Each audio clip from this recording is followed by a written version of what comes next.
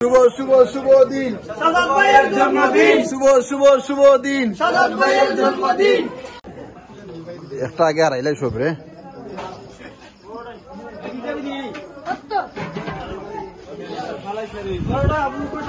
মামা আইছি মামা স্লোগান শুরু করে দাও। ওকে মামা। আসসালামু আলাইকুম রহমতুল্লাহ। দেশ এবং দেশের বাইরে থেকে যারা এই মুহূর্তে দেখতেছেন, কাছের এবং দূরের সুমন যে যেখান থেকে দেখতেছেন, আসসালামু আলাইকুম। হ্যালো এভরিওয়ান, আমি Ahmed Kabir and please admission my page. আজকে এই খানির আয়োজন করার উদ্দেশ্য একটাই, আমাদের শুধু লন্ডন প্রবাসী সাজাদ ভাইয়ের শুভ জন্মদিন। গতকালকে শুভ জন্মদিন গেছে, আর আজকে এই বেটা খাইরে না নি তুই, আর সেই খানি উপলক্ষ একটাই, কেন নাই ওনার জন্মদিন উপলক্ষে উনি আমাদের জন্য চিট পাঠাইছেন। বাট আমি বলছিলাম যে ভাই জন্মদিনের অফুরন্ত ভালোবাসা নেবেন আর বিনিময়ে আমাদের জন্য একটু ট্রিট পাঠিয়ে দিবেন। সেই কথা অনুযায়ী শ্রদ্ধের বড় ভাই শুধু লন্ডন থেকে আমাদের জন্য ট্রিট পাঠিয়ে দিচ্ছেন। আর আজকে উড়াদুরা বিরিয়ানি পার্টি আমার দোকানের মধ্যে। উদ্দেশ্য একটাই, ওনার জন্মদিন উপলক্ষে আল্লাহ পাক রাব্বুল আলামিন ওনাকে নেক হায়াত দান করুন এবং হালাল রুজি করার তৌফিক দান করুক। এই উদ্দেশ্যই আমাদেরকে খাওয়ানোর।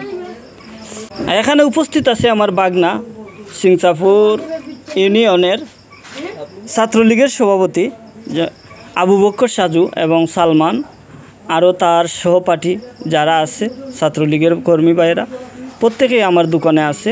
তাদের জন্য শুভকামনা রইল, ভবিষ্যতে তারা ভালো কিছু করুক এই দোয়া করি। বিশেষ করে আমার আবু বকর সাজুর জন্য, বাগনার জন্য দোয়া করবেন, কেননা সে এখন ছাত্রলীগের সভাপতি সিংসাপুর ইউনিয়নের। ভবিষ্যতে যেন সে সাতক উপজেলা পর্যায়ে সে যাইতে পারে, এই দোয়া করি আমি। কেননা তার ভিতরে ট্যালেন্ট আছে এবং অত্যন্ত শিক্ষিত এবং নম্র ভদ্র ছেলে, শিক্ষিত, এবং তার প্রশংসা না করলেই নয়। আবু বকর সাজু ইউনিয়নের মধ্যে আমরা স্থানীয় শান্তিকুমার খামারগা কবির ওমার দোকানও আমাদের প্রিয় যুক্তরাজ্য প্রবাসী সাদ মামার জন্মদিনের উপলক্ষে আমার বন্ধু বান্ধব এবং ছোট ভাই সবাই মিলে আজকে আমরা একটা আয়োজন করছি। বিশেষ করে ধন্যবাদ জানাই সাদ মামারে, নেকাত কামনা করলাম। আজকে আমরা সুন্দর একটি পার্টি আয়োজন করছি। আমরা এই পার্টি অব্যাহত থাকবে, সবে আমরা সাদ মামা লাগে দোয়া করবো যাতে আল্লাহ তোমার নেকাত দান করেন এবং মানুষের কল্যাণে সবসময় কাজ করতে হবে। আফসোস, আমরা মৃত্যুকে ভয় পাই না। মৃত্যু এমন এক সারপ্রাইজ যা প্রত্যেকের জীবনে একবার আসবে আর সবাইকে গাদিয়ে নিয়ে চলে যাবে। কিন্তু আফসোস, মৃত্যুকে আমরা ভয় করি না। দিন ফুয়ালে রাত চলে আসে, আর রাত ফুয়ালে দিন চলে আসে।